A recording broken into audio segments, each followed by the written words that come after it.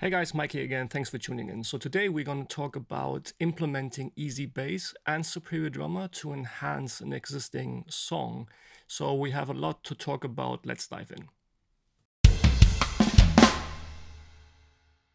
So a common scenario usually for using software like that, especially the new EZbass and Superior Drummer, is not every time completely changing or replacing existing performance. I know that a lot of musicians are very sensitive when it comes to replacing their stuff with samples.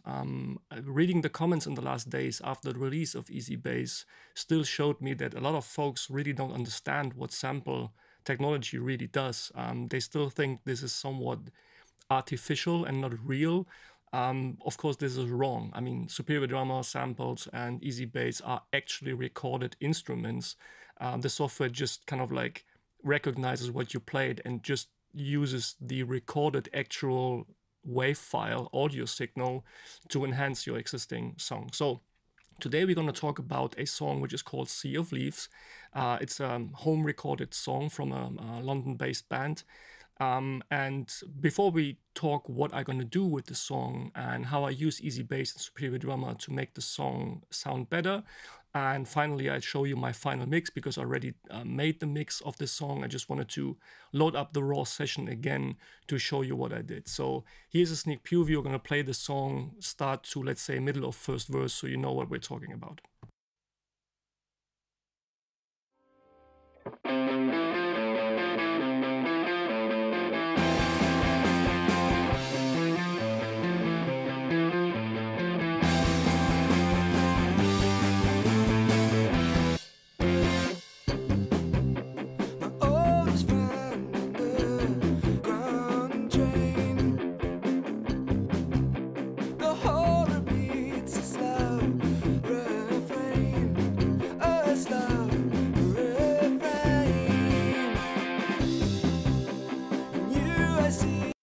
So you get the idea. It's a nice indie pop song. I already have an idea in mind or I had the idea in mind when I first heard the song. It's kind of like an indie pop song, but I wanted to make it bigger and more radio polished. But I will show you the end result in a few. So two things I recognized and realized, two issues I found in this song. Is the bass guitar, though I like the sound of the bass guitar. So let's isolate the bass guitar here, what it's playing, starting in the first verse here. So we have a bass DI and a bass amp signal here. So let's listen to them in solo.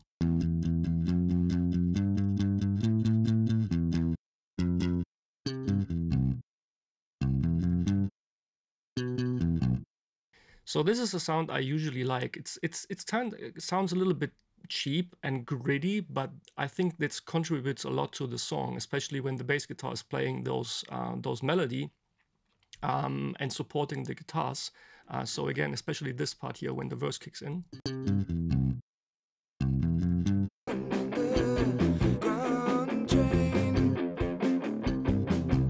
Accompanying those 8 notes on the guitars. For the drums, however, for the bass guitar, I was missing a little bit of low end. So the idea here is probably to use EZbass not to replace this bass guitar, because I like this kind of like gritty, cheapy sound that it has, but it's missing some low end because even the bass amp that has been used here on the recording doesn't contribute a lot of low end, which you need sometimes for a bass. And for the drums is that, especially on the snare drum, and I'm going to show you this here. I'm going to change to the track window here.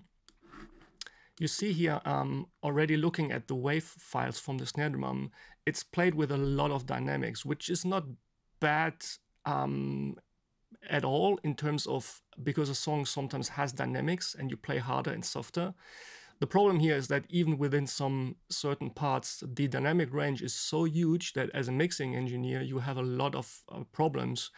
You have to either split the signals, because when you use a compressor, for instance, to tame down the peaks, you won't get the low ones. So there's a lot of work and a lot of mess to do. So I decided to replace the drums here completely. Just the kick, the snare, and the toms. I will use and keep the overheads in the room. Let me show you this quickly. It sounds like a decent home recording.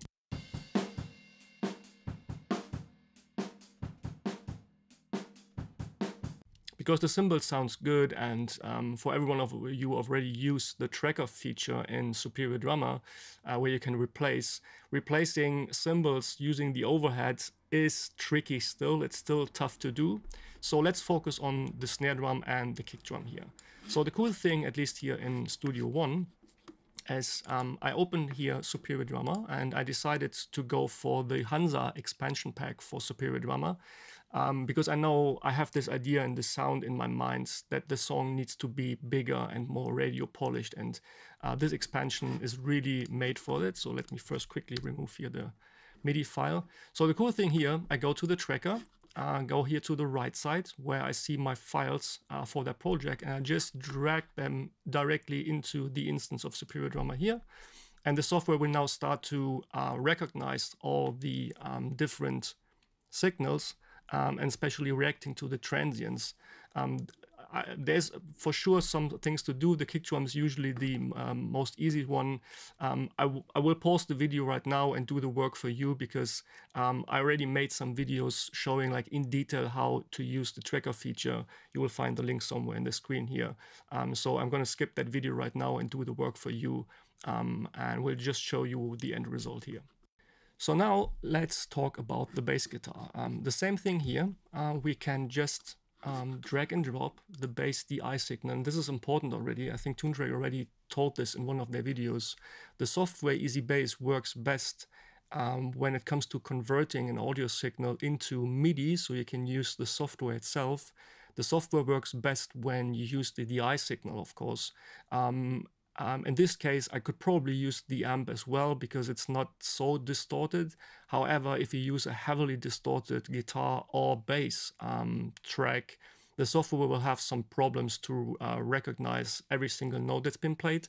So whenever possible, use the DI signal if you have access to that. So now I'm gonna go to Audio Tracker here. Either I could record it, but I don't need to because I just mixed the song. I can either open it to find it on my disk drive, or just like with Superior Drummer, I can drag and drop directly from Studio One into the software. And again, he's preparing, analyzing, and now, as you saw in my preview video, he's asking me what to do. Converting the bass audio to MIDI, yes, we want that. The tempo is 137, so that's correct.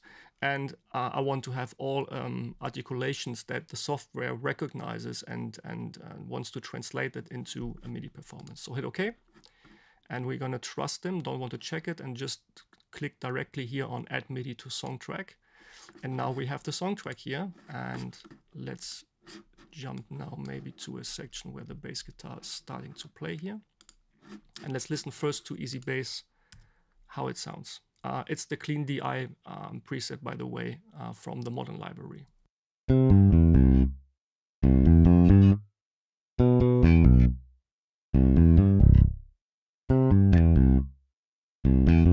Sounds correct. So in context with the song.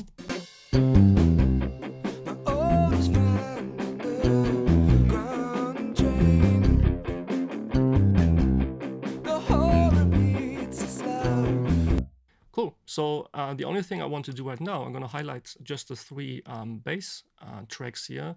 I will find a preset now that matches to the existing bass tracks, which again, they are gritty and they have a lot of mid-range energy, and I like that because I want to hear those four notes that's been playing, those da-da-da-dum. I want that in the song, so I don't want to replace it. I'm gonna try this deep and bright. So let's listen how this, and this is like usually the process that you do, right? When you work on the track, you kind of like, it's a try and error. At least you have already a clear vision in your head, but it's fun just to browse through some presets and find out what matches best.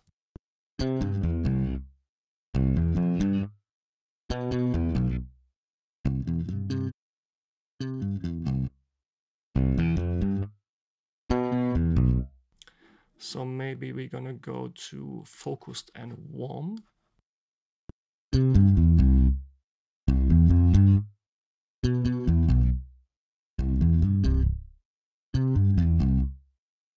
So let's play with some effects here.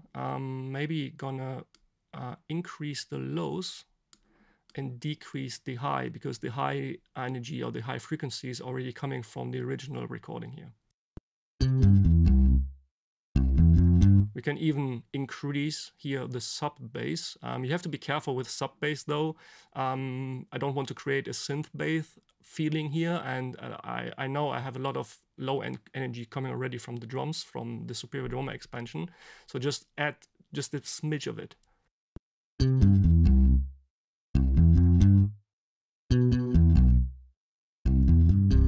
So a comparison without EZbass and with.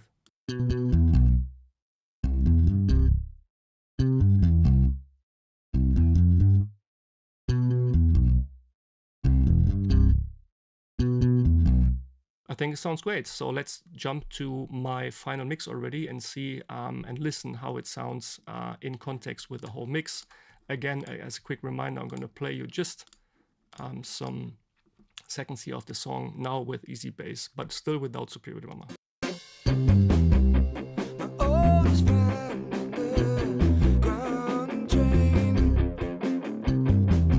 So now we are in my actual mix session. So first I'm going to show you what the drums I picked sound on their own without further processing. I bypassed all the plugins. What I did, by the way, by the plugins, if you're interested, for drums, I usually go for the SSL plugin from Plugin Alliance. It's my go-to plugin. I don't use it every time, but in this case, I wanted to have this gritty SSL sound. So here are the drums from the Hansa expansion. I used the kick and the kick sub microphone, snare top bottom, the two toms, and 3 different pair of room microphones, the overheads, ambience far microphone, and this cool stereo microphone, which is a microphone, I think it's mono, microphone placed in the stairway of the recording studio of Hansa, which gives a natural reverb sound, so you don't need to add artificial reverb here. Sounds very good. So these are the drums from the Hansa expansion.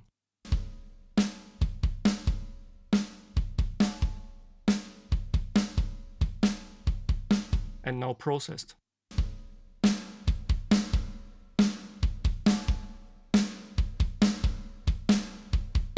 So you see, I didn't need to add that much because there are samples. They already sound very, very good, recorded perfectly well. So let's go now to the bass guitars. What I did, again, I added EZbass here. Let's open the instant. I used the focused and warm preset here and added this to the existing bass guitars. So let's mute the drums by now and just going for, what I will do, I will bring up slowly EZbass, the bass DI and amp that was provided with the recording from that track. Of course, process them already as well, but I will slowly bring up the EZbass so you really feel how this contributes a lot to the body and warm low end of this track here.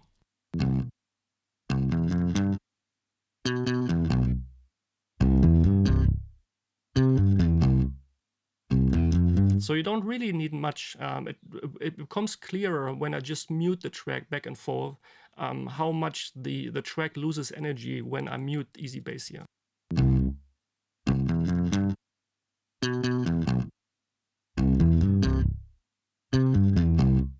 And now together with the drums, including the room microphones, which I didn't touch or replaced, I just processed them, of course.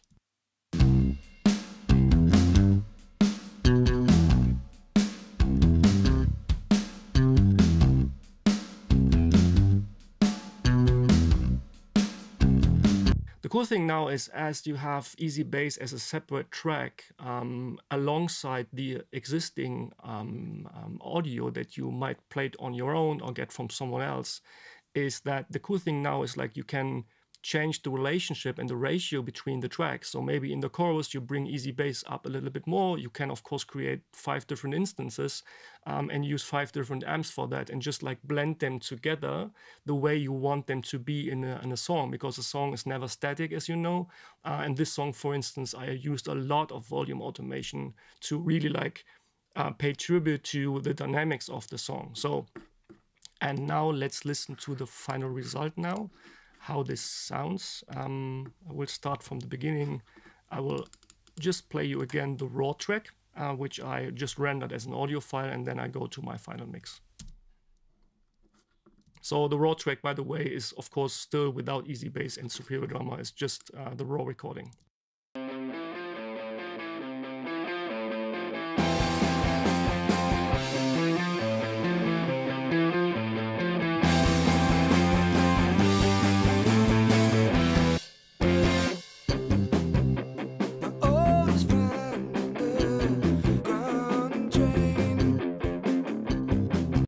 And now the mix.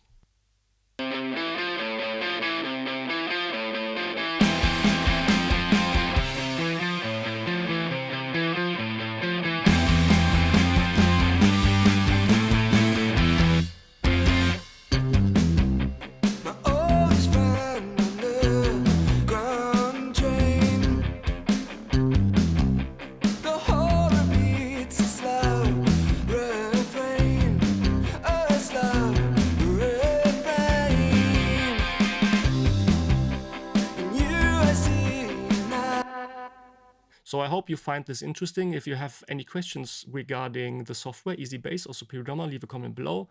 Let me know how you use it. Did you already use it? Some cases, how you use it. Thanks again for watching. Have a great day making music. See you next time. Bye-bye.